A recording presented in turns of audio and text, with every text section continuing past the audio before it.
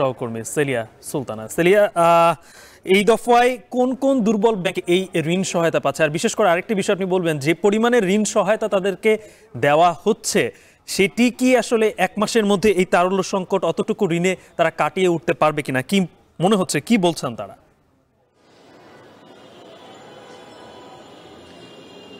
মূলত যে বিষয়টি হচ্ছে যে এই তারল্য সংকট দিয়ে তারা আসলে এক মাসের মধ্যে কাটিয়ে উঠতে পারবেন কিনা সেটি আসলে নির্ভর করছে, কারণ কোনো কোনো ব্যাংকের কিন্তু তারল্য কিন্তু শূন্যের কোঠায় পৌঁছে গিয়েছিল, যাদেরকে মোটামুটি বলা যেতে পারে যে গত গভর্নরের সময়টিতে শুধু টাকা ছাপিয়ে তাদেরকে বাঁচিয়ে রাখা হয়েছে। কোনো কোনো ব্যাংক তো এমনও ছিল যে আগের দিন বাংলাদেশ ব্যাংকে এসে বসে থাকতে হতো যে তারা কিছুটা তারল্য পরের দিনের জন্য তারা কাটাতে পারবে।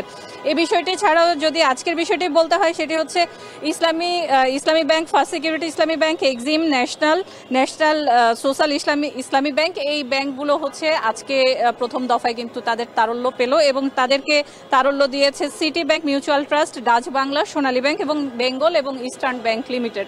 এই ব্যাংকগুলো কিন্তু শুধুমাত্র একটি ব্যাংক যে আরেকটি ব্যাংককে তারল্য সহায়তার ঋণ দিয়েছে তা নয়, বরং হচ্ছে কোনো কোনো ব্যাংক কিন্তু একাধিক ব্যাংকের কাছ থেকেও কিন্তু এই ঋণ পেয়েছে। সেক্ষেত্রে ঋণের যে সুদের হার হবে সেটি আসলে তারা তাদের মধ্যেই নির্ধারণ করে নেবেন। বাংলাদেশ ব্যাংক এখানে গ্যারান্টার হচ্ছে, তবে সেখানে একটি বিষয় কিন্তু বাংলাদেশ ব্যাংক নজরদারিতে রেখেছেন যে তারা যেন যথেচ্ছভাবে কোনো ধরনের তারল্য নিতে বা ঋণ নিতে না পারেন, যেটি সক্ষমতা আছে সে অনুযায়ী। এবং এখানে কিছু বিধিনিষেধও থাকবে। এক বছরের জন্য এই ঋণটি কিন্তু তিন মাসের একটি মেয়াদ পূর্তির বিষয় রয়েছে। এই যে তারল্যর জন্য যে ঋণ নেওয়া সেটি কিন্তু ফেরত দেওয়ার বিষয় রয়েছে। অর্থাৎ এখানে পুরো বিষয়টিতে কিন্তু কঠোরভাবে নজরদারিতে থাকবে ব্যাংকগুলো।